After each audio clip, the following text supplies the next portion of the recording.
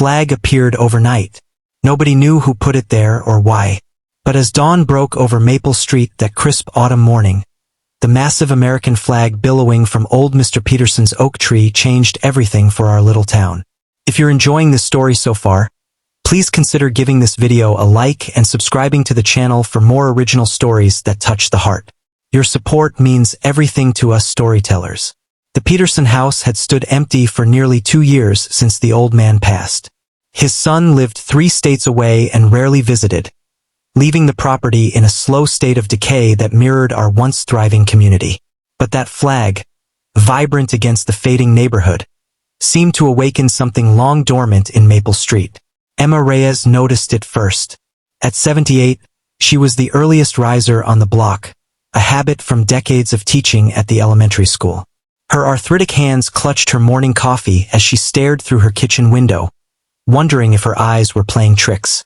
The flag was enormous, professionally mounted, and catching the morning light in a way that made the stars seem to shimmer with life.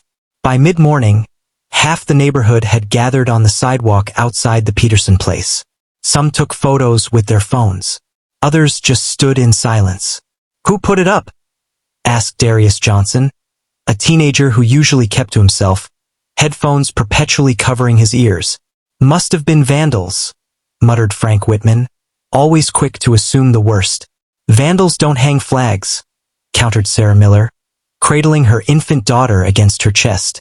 "They don't create beauty."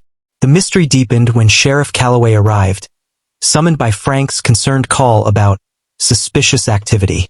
The sheriff circled the property, examined the mounting brackets, and confirmed what everyone suspected. This was no amateur job.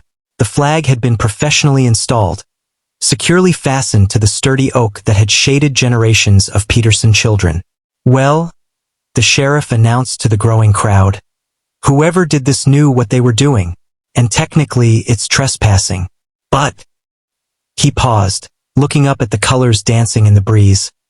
"I'm not sure I'm in any hurry to take it down." That was the moment something shifted on Maple Street. Our town of Millfield had been slowly dying for years.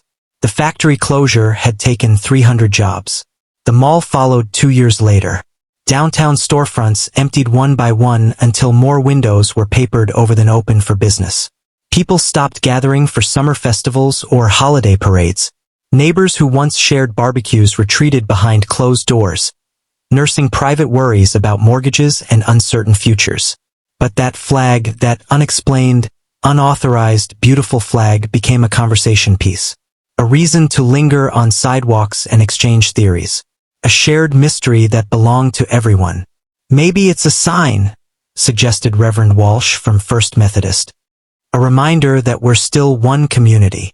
Or maybe someone's just trying to sell the Peterson place," countered practical-minded Helen from the real estate office. "Curb appeal and all that."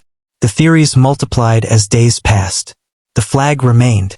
Emma Reyes began bringing her folding chair to the sidewalk each evening, watching the flag as sunset painted it in golden hues. Soon she was joined by others, Frank with his thermos of coffee, the Miller family with their picnic blanket, even Darius without his headphones. 1 week after the flag appeared, someone brought cookies. The next night, Sarah's husband dragged out their portable fire pit. Within 2 weeks, the impromptu gatherings had become a nightly tradition. The flag watch, people called it. That's when the stories began. It started with Emma, who one evening quietly mentioned how the flag reminded her of the one that draped her husband's coffin when he returned from Vietnam. "Michael would have loved this," she said, her voice barely audible above the crackling fire.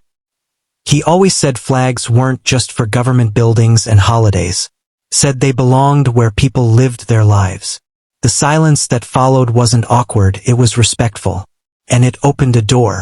Frank Whitman, usually so quick to complain, shared next. "My grandfather helped raise a flag at Iwo Jima," he said. "Not the famous one in the photograph, another one, same day, different hill. He never thought it mattered less because nobody took its picture." One by one, people began sharing stories they'd kept locked away. Stories of service and sacrifice, yes, but also stories of first days of school, of citizenship ceremonies, of Olympic dreams and small-town parades. Carlos Mendez, who ran the struggling hardware store downtown, told of crossing the border as a child, how his father had pointed to an American flag at the border station and promised, Edward Peterson. The silence that followed was broken only by Emma's quiet sobs. Old Mr. Peterson, Ed to his friends, Mr. P to generations of students, had left them one final lesson from beyond the grave. Well, James said finally, it seems Dad already made the decision about the house. He handed the check back to Carlos. The property is already yours, or will be once the lawyers sort out the details. Dad's final gift to Millfield. That evening's flag watch became an impromptu celebration. Someone brought out speakers and music filled the air. Children played tag across the lawn that would soon become community space. Teenagers, including Darius, sketched plans for a recording studio in the basement. Senior citizens discussed book clubs and bridge tournaments. As twilight deepened, Emma Reyes found herself standing beside the oak tree, looking up at the flag now illuminated by carefully installed spotlights. Another anonymous improvement that had appeared one day. You old schemer, she whispered, as if Ed Peterson might hear her. You knew exactly what we needed. Talking to ghosts, Ms. Reyes? Sheriff Calloway had approached quietly. Emma smiled. To old friends. Ed and I taught together for 30 years. He was always the one who believed in people's better natures. I was the skeptic. And now, she gestured toward the yard full of neighbors planning and dreaming together. Now I think he was right all along. We just needed a reminder to look up. Then look around. The Peterson Community House opened officially 6 months later, though informal activities had begun almost immediately. The building had been transformed through volunteer labor, donated materials, and weekend work parties that themselves became community events. The flag, of course, remained, now with proper lighting and a commemorative plaque explaining its origin. It became Millfield's unofficial symbol, appearing on the community newsletter and local business flyers. More importantly, it remained a gathering point, a place where people continued to share stories and build connections. 1 year to the day after the flag first appeared, the community held a dedication ceremony. Hundreds gathered on the lawn of what was now a thriving community center. Classes in everything from coding to quilting filled its rooms daily. The basement recording studio, Darius's brainchild, had already produced 2 albums of local musicians. The commercial kitchen hosted cooking classes and prepared meals for homebound seniors. Emma Reyes, named as the center's first director despite her protests about her age, stood beneath the flag to address the crowd. A year ago, we were strangers living on the same street, she said.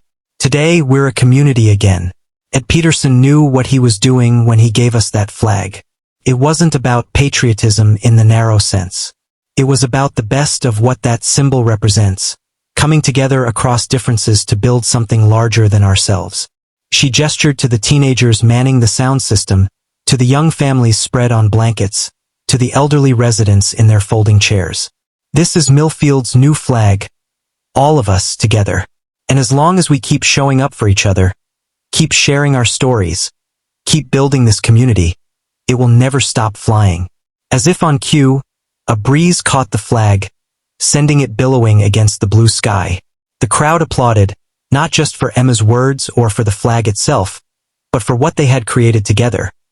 A community reborn from the simple act of looking up, then reaching out. The flag on Maple Street had started as a mystery. It had become a movement, and now it was a promise kept, not just by a beloved teacher's final lesson, but by every person who had chosen to be part of something larger than themselves. In a world that so often focuses on what divides us, Maple Street had rediscovered what unites us. The simple, powerful truth that we are stronger together than we could ever be apart.